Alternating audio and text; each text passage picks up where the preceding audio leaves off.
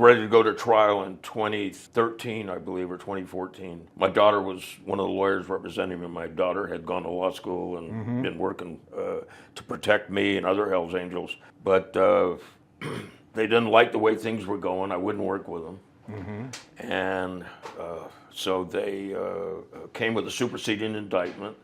And in the superseding indictment, there were 3 mandatory minimums of life. You don't want to roll the dice. No, you can't roll the dice. You know, they said, well, off 0 to 5, will you take a deal? And I did, and my daughter negotiated. I wound up going to Texas for a year.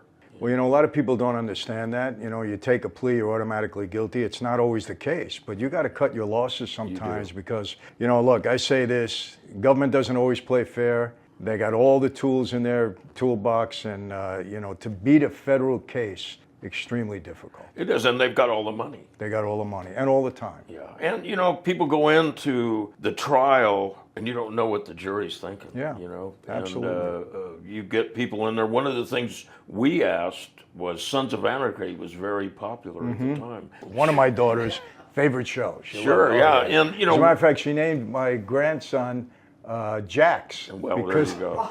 Yes. Now that shows you how popular. Yeah, and I said to her, wait a second, what's the tradition? You know, your father, you're supposed to name him Michael. No, Dad, Jax. That's it. She loved that show. Yeah, she loved it.